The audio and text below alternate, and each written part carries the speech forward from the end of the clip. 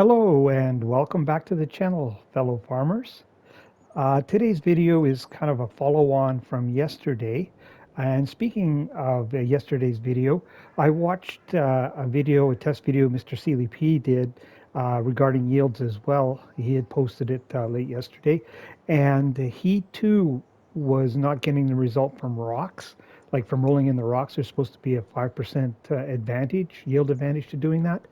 But someone had commented that you need to roll those rocks in after you've seeded the field, not before. And everything I had tried was before I seeded. So I haven't tested that, but just a heads up on that one. But speaking of that, if you leave the rocks in the field and seed over top of it, it's supposed to do extra or more damage to your cedar. How much damage, you ask? Well, I thought maybe we should find out. So let's jump in our trusty pickup here and head back to our test plot.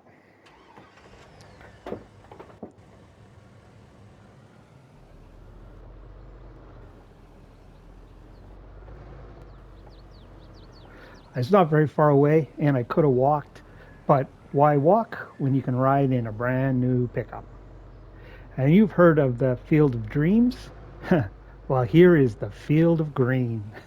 Any of you that have played FS19 would know that John Deere slot count on most maps would preclude from having that kind of display, but thank you, FS22. So this is the field we're going to use. If we jump out and take a look, you can see not a rock to be seen. All ready to be seeded. And here I have a brand new cedar, and I picked one kind of like a mid-size one, so it would have to do a fair number of laps or a fair amount of travel on a field this size.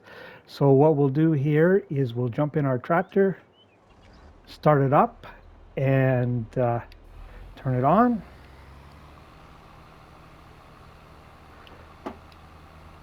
And we'll set him off.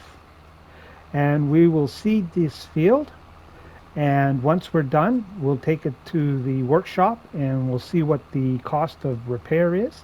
And then we will do the same thing on a field full of rocks. So I will leave you here for now and I will catch up with you in a minute. Okay, we're back. I jumped ahead a day just so you can see that the field has been completely seeded. There's no tomfoolery going on. And we went through about 2/3 of a tank of seeds in our cedar or planter. Cedar, I guess, is what we have here. So let's run over to the workshop here and see how tough this new Pottinger cedar is.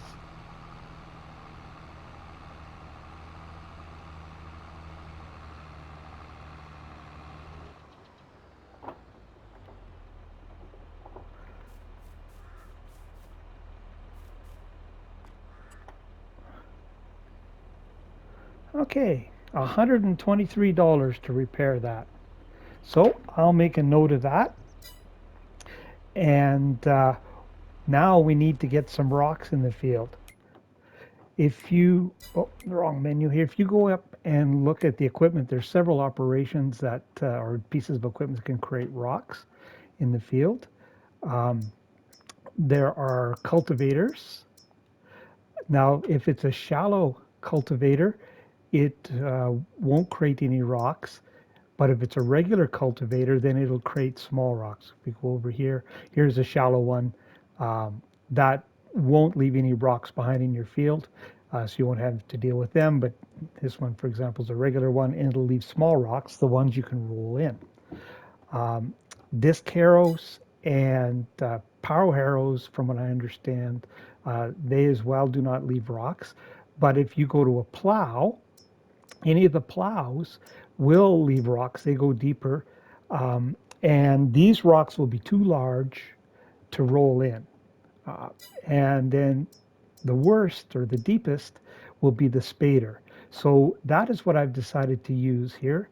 So I've went and collected a Spader and set it up over here.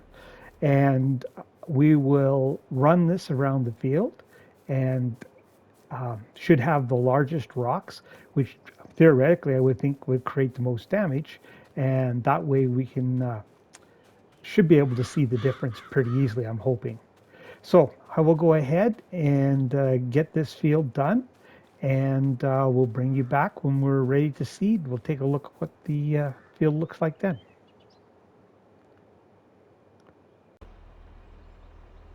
Okay, all done. Let's take a look. Hmm, looks like a rockhound's dream to me. But how about for the farmer? Is it just a bad dream? Is it a nightmare? Or are we talking night terrors? Well, let's find out. But before we do, let me show you something about this spader. If you come over here, take a look behind. See that right there? Rapidity means exactly what you think it means, quick or fast. Let me tell you, 4 meters at 5 miles an hour, that should say this is going to take a while. There's nothing fast about it. Uh, didn't take long into that job. I figured out I knew the perfect guy for that. And so I called up the local farm labor pool, as you do. They sent a guy over. He knew all about it. He said he was having no part of that. He said, "You're on your own, Farmer Murphy." He said, "Matter of fact, I can't even find the field." So just a warning, I don't know if it's this field or that setup or that piece of gear, but couldn't hire a worker. So uh, it took long enough on a field this size, and it's not super big. If you're doing a very large field, man, that is going to take a while. But anyways, I bought another Pottinger Cedar. I didn't repair the other one. Matter of fact, you can see it sitting over in the background. Got another brand new one, just so it was a complete apples to apples comparison. So let's seed this field again, and then we'll run over and do a repair, and we'll see what the result is. So I'll get this done, and I will see you in a minute. Well, now that's done. And I jumped ahead again one day so we can see that the field is entirely seeded. So let's run over to our repair station and see what the repair bill is this time.